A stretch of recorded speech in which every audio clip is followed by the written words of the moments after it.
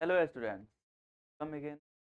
आज हम लोग फिर से एक नए चैप्टर के साथ संस्कृत का जो बिहार बोर्ड क्लास 10th के लिए बहुत ही महत्वपूर्ण चैप्टर है तो लेकर हम लोग फिर से उपस्थित हैं। आप सभी का फिर से तहे दिल से बहुत बहुत स्वागत है। आप सभी का हम लोग स्टार्ट करते हैं। आज एक बहुत ही इंटरेस्टिंग चैप्टर हम लोग का शुरू होने वाला है जो है व्याघ्रपति का। एग्जाम के लिए बहुत ही ज़्यादा इम्पोर्टेंट, सारे के सारे चैप्टर बहुत ही ज़्यादा इम्पोर्टेंट है। और हर एक चैप्टर को आप लोग अगर यदि कंप्लीट कर लेते हैं तो जो बुक से ऑब्जेक्टिव्स या सब्जेक्टिव्स क्वेश्चन जो आते हैं वो एक भी नहीं छूटेंगे आप लोगों का। ये पूरे वीडियो को, हर एक वीडियो को तो कम से कम एक बार वॉच जरूर करना है। अगर नहीं समझ में आए तो उसको रिपीट करके देखना है ताकि एग्जाम में आप लोगों को रिस्क नहीं रहे, 100% आप लोगों का क्लियर रहे। ठीक है ना। तो स्टार्ट करते हैं हम लोग वीडियो। और इसमें जो भी बातें हैं सबसे पहले उसी पैटर्न पे हम लोग पढ़ने वाले हैं। सबसे पहले चैप्टर का हम लोग बहुत ही बेहतरीन ढंग से हिंदी में हम लोग समझेंगे कि क्या दिया हुआ है चैप्टर में, क्या बताना चाह रहे हैं लेखक। उसके बाद इस चैप्टर का हम लोग एमसीक्यू देखेंगे और फिर उसके बाद हम लोग चैप्टर का जो 2 मार्क्स का हिंदी वाले प्रश्न उत्तर आते हैं वो सारे के सारे हम लोग कंप्लीट। ठीक है, स्टार्ट करते हैं हम लोग। सबसे पहले पाठ परिचय हम लोग पढ़ने। ठीक है, बहुत ही इम्पोर्टेंट है। हर एक लाइन काफ़ी ज़्यादा इम्पोर्टेंट है। केयरफुली, बहुत ही सावधानी से आप लोगों को देखना है बिना किसी डिस्टरबेंस के। ठीक है ना। स्टार्ट करते हैं हम लोग, जिसमें हम लोग का दिया हुआ है पहले व्याघ्रपति कथा का। ये एक कथा है, ये एक कहानी है व्याघ्र और पथिक का। पथिक यानी रास्ता, जो राही होता है जो रास्ते में, उसका, और एक बाघ का कहानी। ठीक है ना। ये जो है, मतलब हम लोग पढ़ेंगे कि ये एक कहानी है जो नारायण पंडित द्वारा रचा गया है। ठीक है ना। और ये जो जिस पुस्तक से लिया गया है उस पुस्तक का नाम है हितोपदेश। ठीक है ना। हितोपदेश यानी हित के लिए दिया गया उपदेश। ठीक है ना। जिसके रचयिता जो है वो नारायण पंडित है। ये जो पुस्तक है ये बहुत ही इंटरेस्टिंग पुस्तक है क्योंकि इसमें मतलब माना गया है क्या कि बच्चों को अगर डायरेक्ट किसी बात को हम लोग समझाते हैं तो ज्यादा प्रभावी होता है कि पशु पक्षी की तुलना करके उनको समझाया जाए, उससे ज्यादा बेहतरीन प्रभाव पड़ता है। ठीक है ना। स्टार्ट करते हैं हम लोग चैप्टर को और देखते हैं। दिया हुआ है अयम पाठ, अर्थात यह पाठ। अयम मीन्स होता है यह का संस्कृत जो है जब हम लोग अनुवाद सीखेंगे तो उसमें बहुत ही महत्वपूर्ण ये क्या निभाएगा। यह का संस्कृत 3 होता है, तीनों लिंग के लिए होता है, तीनों लिंग के लिए बनाया गया है। अयम पुल्लिंग के लिए प्रयोग हम लोग करते हैं, इयम स्त्रीलिंग के लिए, और इदम नपुंसक लिंग के प्रयोग याद रखना है। यह है अयम पाठ, अर्थात यह पाठ नारायण पंडित रचितस्य, अर्थात नारायण पंडित द्वारा रचित हितोपदेश नामकस्य नीति कथा ग्रंथस्य मित्र लाभ खंडात संकलित। अर्थात यह पाठ नारायण पंडित द्वारा रचित हितोपदेश नामक पुस्तक से नीति कथा ग्रंथ से, जो एक नीति कथा ग्रंथ है। नीति अर्थात हम नीति कहता है कि जो हम लोग को कर्तव्य, जो कार्य करना चाहिए और क्या नहीं करना चाहिए उसका बोध कराता है, हम लोग को पहले ही से बोध करा देता है। तो ये नीति कथा ग्रंथ से लिया गया है जो मित्र लाभ खंड है ना, उस पुस्तक का मित्र लाभ खंड है, उसी खंड से ये संकलित किया गया है, लिया गया है। हितोपदेश से, तो हितोपदेश पुस्तक है हम लोग का। हितोपदेश में बालका नाम मनोरंजनाय, यानी बच्चों के मनोरंजन के लिए, बच्चों के उत्साह उसमें जग सके, उसको अच्छे से प्रभाव उस पर पड़ सके, समझ में आए, मनोरंजन के लिए नीति शिक्षणाय च, और नीति की शिक्षा देने के लिए नाना कथा, अलग अलग बहुत सारे कथाओं को पशु पक्षी संबंधा श्राविता, पशु पक्षियों से संबंधित करके और उन्हें सुनाया जाता है। ठीक है। प्रस्तुत कथायाम, ये जो हम लोग का कथा है व्याघ्रपति कथा जो हम लोग का प्रस्तुत किया गया है, लोभस्य दुष्परिणाम प्रकटित, लोभ के दुष्परिणाम को प्रकटित करता है अर्थात प्रकट करता है कि लोभ के क्या दुष्परिणाम हो सकते हैं। वैसे हम लोग देखे हुए थे नीति श्लोक पाठ में कि काम क्रोध और लोभ को, काम क्रोध व लोभ को मनुष्य का मतलब नरक का द्वार माना गया है, काम क्रोध और लोभ को। इसका जो अनुपालन करता है, इसको जो जीवन में लाता है, उसको नरक मतलब इसको नरक का द्वार कहा जाता है। उसका जीवन जो है बहुत ही कष्टप्रद हो जाता है, ठीक है ना। याद रखना है उसी तरह से जो भी लोभ के दुष्परिणाम हो सकते हैं, इस पाठ में बताया गया है कि लोभ के क्या क्या दुष्परिणाम हो सकते हैं। पशु पक्षी कथा नाम मूल्यम मानवानाम शिक्षार्थ प्रभुतम भवति, यानी पशु पक्षियों के मूल्य यानी उसके संबंधित करके जो कथा बताया जाता है, जो कहानियां सुनाई जाती है या कथा बताया जाता है, उसका प्रभाव बहुत ज्यादा देखने को मिलता है, उसका प्रभाव अधिक होता है। इति एतादृशी भी कथा भी ज्ञायते, और ऐसा ही हम लोग को इस कथा से भी पता चलता है कि पशु पक्षियों से संबंधित जो भी हम लोग बातें करते हैं उसका प्रभाव ज्यादा देखने को मिलता है और ज्यादा बेहतर समझ में आता है ना। तो ये हम लोग का पाठ परिचय था। इस पाठ परिचय से आप लोग को याद रखना है क्या, नारायण पंडित द्वारा रचा गया है, ठीक है। नारायण पंडित द्वारा रचा गया ये हम लोगों का व्याघ्रपति कथा है, और इस कथा में हितोपदेश के पुस्तक के मित्र लाभ खंड के नामक भाग से ये लिया गया है ना। इसमें जो है बच्चों को शिक्षा के लिए, मनोरंजन के लिए पशु पक्षी से संबंधित बातें कही गई है, और देखा गया है कि नीति की बातें बताने के लिए पशु पक्षी से संबंधित बातें की गई है, और देखा गया कि पशु पक्षी से संबंधित जो भी बातें होती है उसका प्रभाव अधिक होता है, ठीक है ना।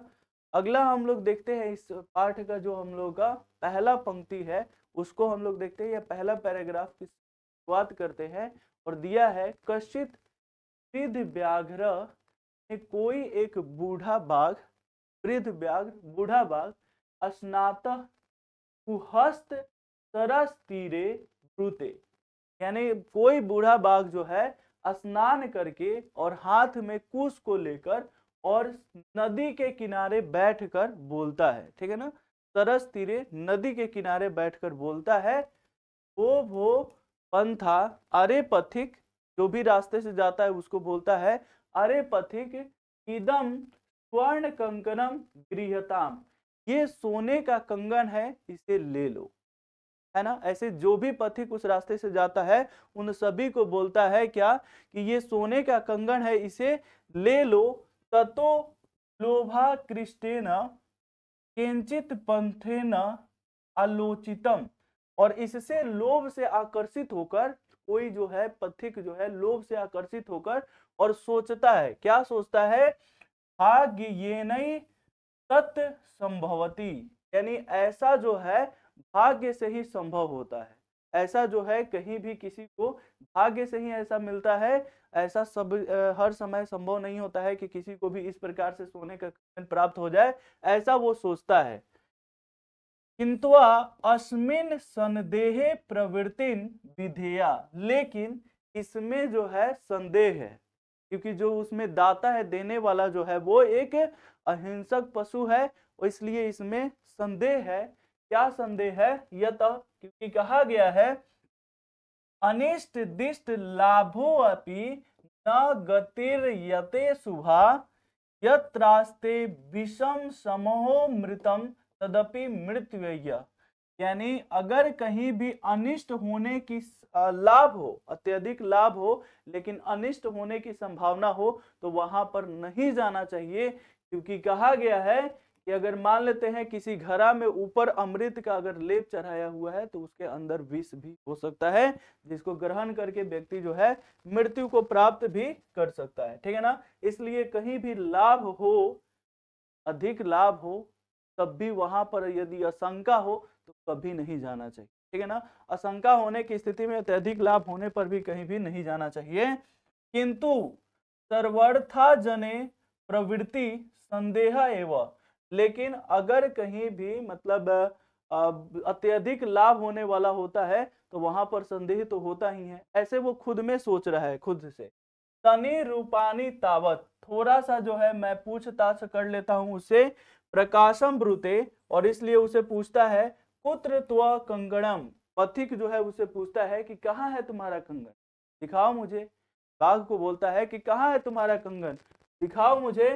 व्याघ्रो हरहस्त प्रसार्य दर्शयति, बाघ जो है हाथ को पसार करके, हाथ को बाहर दिखा करके और उसको दिखाता है। यहाँ पर जो है याद रखना है क्या, पशु पक्षी से संबंधित करके बातें कही गई है, ताकि लोगों को जो है वो जो लेखक यानी जो नारायण पंडित जी हैं वो लोगों को नीति की शिक्षा दे सके कि लोभ के क्या दुष्परिणाम हो सकते हैं। तो यहाँ पर जो है बातचीत दोनों करने वाले हैं, इसलिए याद रखना है कि यहाँ पर सिर्फ लोभ के क्या दुष्परिणाम हो सकते हैं उस पर ज्यादा प्रभाव डालना है। तो बाघ जो है हाथ पसार कर दिखाता है, ऐसे हाथ पसार कर दिखाता है। पंथो अवदत, तो पथिक बोलता है कथम मरात्मके, तुम जो है अहिंसात्मक हो, मारने वाले जीव हो, त्वयि विश्वास, तुम्हारा क्या विश्वास है।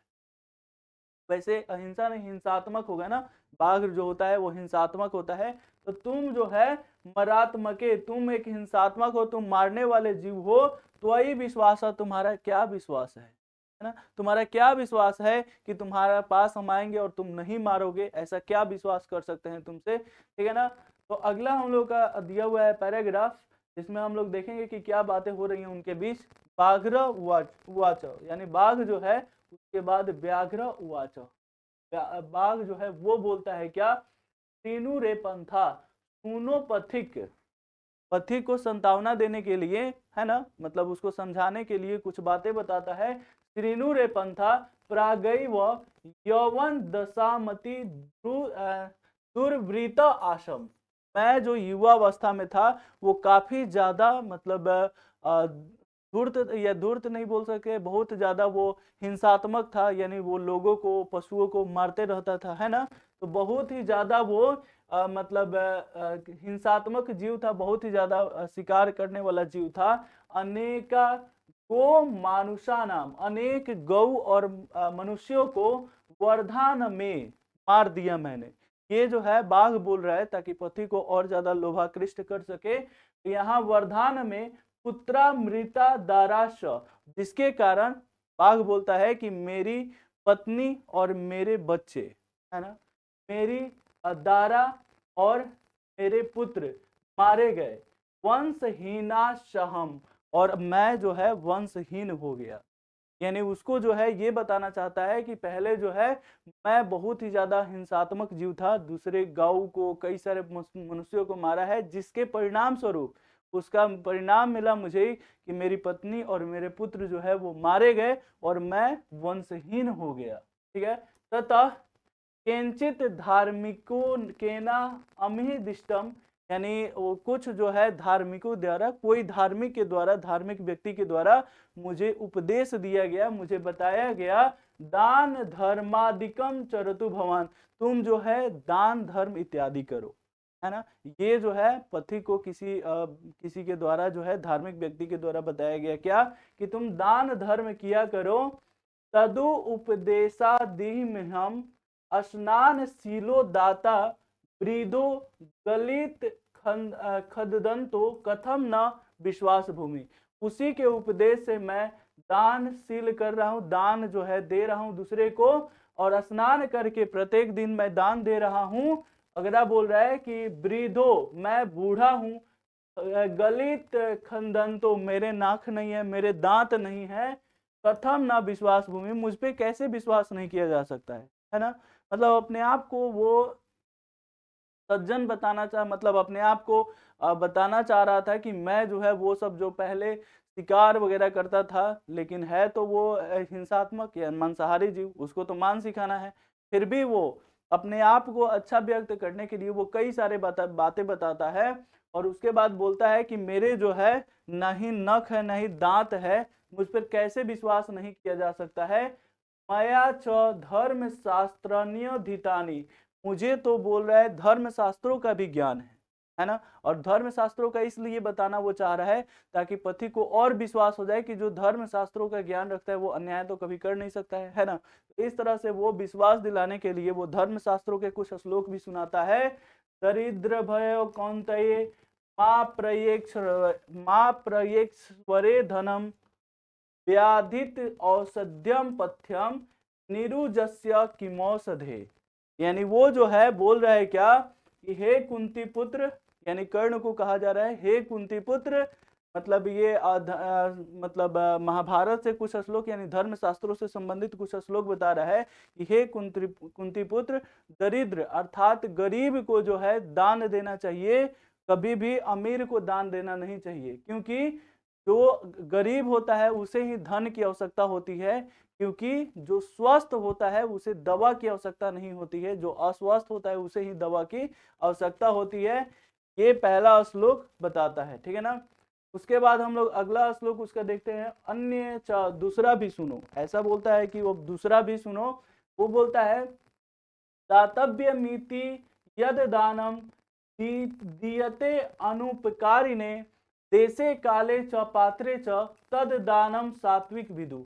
मतलब बोल रहा है क्या ये कि सच्चा दान किसे कहा गया है इसमें, या सात्विक दान जो है किसे कहा गया है, तो सही समय पर सही व्यक्ति को पूरे हृदय से यानी उपकार के रूप में, उपकार की भावना में दिया गया दान ही सात्विक बिंदु में देखा गया दान है, सात्विक बिंदु में माना गया दान है, ठीक है ना। तो दान को भी वो परिभाषित करता है तथा ये बताता है कि किसे दान देना चाहिए, ठीक है ना। तदत्र सरसी स्नात्वा स्वर्ण कंगनम गृहान, और इसलिए वो बोलता है कि तुम जाओ और इस नदी में स्नान करके और तुम ये सोने के कंगन जो है प्राप्त कर लो, है ना। ततो यावदसौ तद्वच प्रतीतो लोभात्सर स्नात प्रविशति, इसके बातों को वो सुनकर उसे प्रभावित होकर वो नदी में स्नान करने के लिए पथिक जो है प्रवेश करता है। तावर महन महापंके निमग्न, और उसके बाद जो है वो नदी के किनारे जो है महापंक यानी वहां जो है कीचड़ होता है जिसमें वो फंस जाता है। प्लायितुम असक्षमा, वहां से प्लायित अर्थात भागने में असक्षम हो जाता है, उसी कीचड़ में वो फंस जाता है। पंके पतितम दृष्टवा व्याघ्रो अवदत, और मतलब कीचड़ में फंसे हुए पथिक को देखकर बाघ बोलता है आहा महापंके पतित अस्ति, अरे अरे तुम तो कीचड़ में फंस गए। अतस्त्वा मह्यम उत्थाप्यामि, मैं जो है तुम्हें वहां से बाहर निकाल देता हूं। इत युक्त्वा शनै शनै रूपगम्य तेना व्याघ्रेण धृतः सपंथो अचिंतत, वह धीरे धीरे जो है उसके बाद पथिक की ओर जाने लगा, और ये देखते हुए बाघ जो है वो सोचा औसेन ज्ञानेन्द्रिय चिंता नाम हस्ति संन्यायमिव क्रिया दुर्भाग्य भरण प्राप्यो ज्ञानम भार क्रियाम बिना। मतलब बोल रहे हैं कि जिस भी व्यक्ति की अपनी इंद्रियां जो है 5 इंद्रियों को माना गया है, ठीक है ना, मतलब जो हमारे सेंस ऑर्गन है उसी को बोला जाता है इंद्रियां, जो है नाक है, कान है ना, कर्ण है, कान बोल सकते हैं, उसके बाद जीवा होती है, आंख होती है और त्वचा होता है।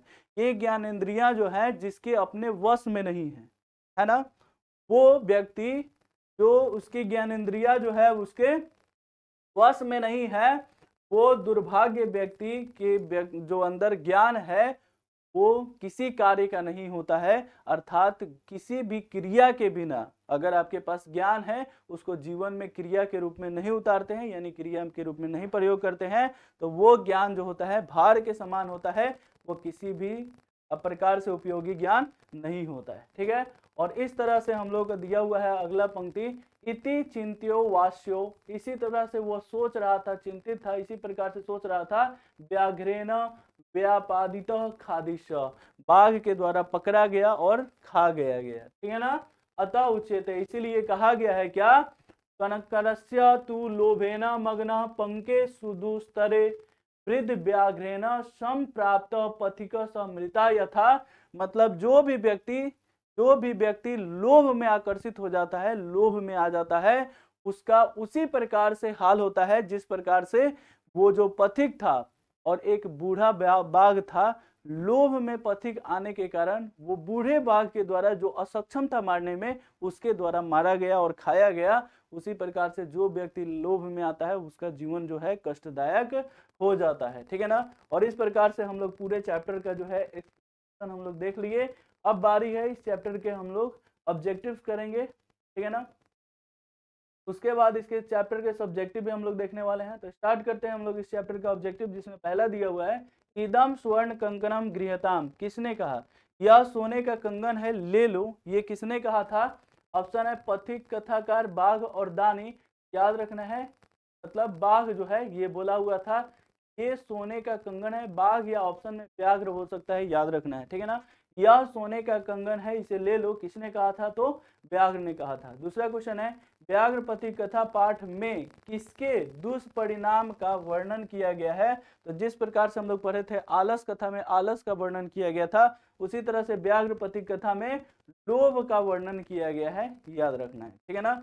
अगला हम लोग देखते हैं जो दिया है दरिद्रभ्य कौन्तेय मां डैश निरुजस्य किमौषधे पद्य किस पाठ से संकलित है? यानी दरिद्रों को जो है कुंती पुत्र आप मतलब कुंती पुत्र को बताया गया है कि कभी भी दरिद्रों को यानी गरीबों को ही दान देना चाहिए, क्योंकि गरीब को ही धन की आवश्यकता होती है, अमीर को धन की आवश्यकता नहीं होती है, और जो स्वस्थ होते हैं उनको दवा की आवश्यकता नहीं होती है। तो ये व्याघ्रपति कथा से लिया गया है, ठीक है ना। अगला क्वेश्चन है व्याघ्रपति कथा किस ग्रंथ से संकलित है? और अपने से हम लोग क्वेश्चन इसमें जोड़ सकते हैं कि उसका लेखक कौन है। तो याद रखना है हितोपदेश, ठीक है ना। हितोपदेश जो है हितोपदेश से लिया गया है, और इसके लेखक जो है वो नारायण पंडित है, ठीक है ना, नारायण पंडित जी हैं। और एक और पुस्तक दिया है यहाँ पंचतंत्र, तो पंचतंत्र के लेखक याद रखना है विष्णु शर्मा जी है, ठीक है ना, विष्णु शर्मा जी हैं। और रामायण के लेखक जो है वो महर्षि वाल्मीकि जी हैं, ठीक है, याद रखना है महर्षि वाल्मीकि जी हैं। और उसके बाद एक महाभारत दिया है, महाभारत के लेखक जो है महर्षि वेद व्यास जी, ठीक है ना, याद रखना है। इस तरह से मतलब अन्य पुस्तकों का भी नाम याद रखना है, ताकि एग्जाम में आप लोगों का हर तरह से आप क्वेश्चन को करने में एबल हो जाए, योग्य हो जाए, है ना। अगला क्वेश्चन दिया है कौन स्नान किए हुए हाथ में कुश लिए तालाब के किनारे या नदी के किनारे जो है बोल रहा था? तो याद रखना है व्याघ्र जो है बोल रहा था कि अरे पथिक ये सोने का कंगन है, इसे प्राप्त कर लो, ठीक है ना। बाघ के द्वारा हाथ में क्या रखा गया था? तो संस्कृत पुस्तक वेद सुवर्ण कंकन या गज। सुवर्ण कंकन, गज मीन्स हाथी होता है, हाथी कैसे रखेगा वो हाथ, ठीक है ना। अगला क्वेश्चन हम लोग का, अब ये ऑब्जेक्टिव हम लोग का समाप्त होता है, इसके बाद हम लोग का बारी है सब्जेक्टिव क्वेश्चन देखने का, जो एग्जाम में 2 मार्क्स कैरी करता है, ठीक है ना। सारे के सारे क्वेश्चंस इंपॉर्टेंट है, हर एक क्वेश्चन में से एग्जाम में जो है 2 मार्क्स कैरी करता है। आप लोगों को 16 क्वेश्चन दिए हुए रहते हैं पाठ्य पुस्तक से, जिसमें से 8 क्वेश्चंस करने होते हैं, और हर एक क्वेश्चन 2 मार्क्स कैरी करता है, अर्थात ये जो है आप लोगों का 16 मार्क्स कैरी करता है। तो यहाँ से प्रश्न आते हैं, तो इसको बहुत ही ध्यान से आप लोगों को पढ़ना है। और पाठ्य पुस्तक अगर कर लिए हैं तो खुद से अगर क्वेश्चन पता हो तो खुद से आप लोग आंसर देने का ट्राई कीजिए, ताकि एग्जाम में आप लोग बेहतर से बेहतर लिख सके। पहला क्वेश्चन है व्याघ्रपति कथा के आधार पर बताएं कि दान किसको देना चाहिए, ठीक है ना।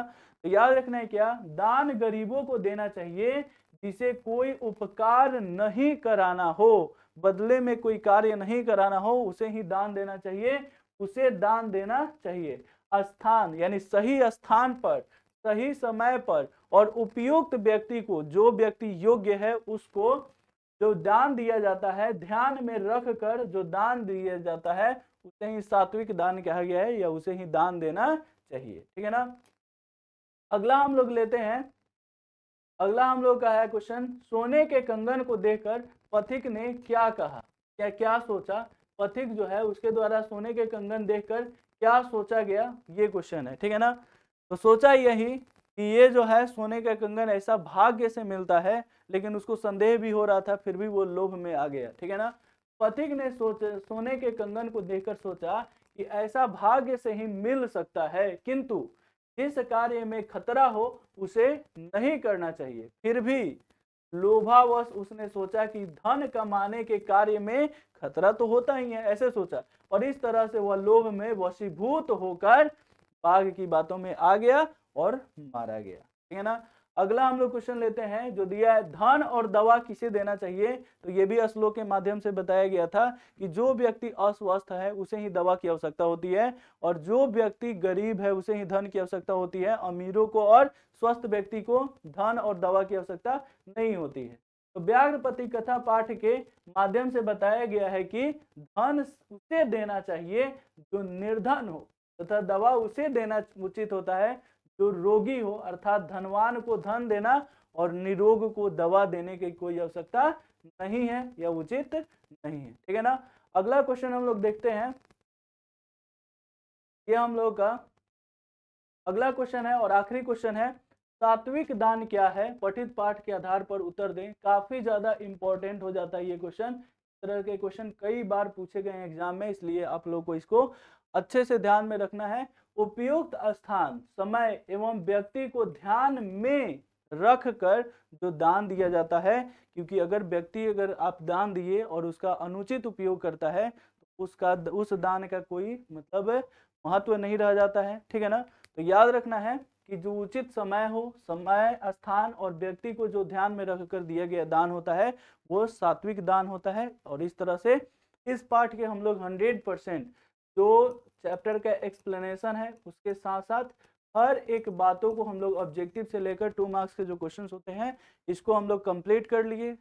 इसी प्रकार से हम लोग आगे वाले हर एक चैप्टर को हम लोग एक्सप्लेनेशन करने वाले हैं व्याकरण सहित, और हर एक विषय के बारे में हम लोग देखने वाले हैं। तो मिलते हैं नेक्स्ट वीडियो में नेक्स्ट चैप्टर के साथ, तब तक के लिए बाय, जय हिंद।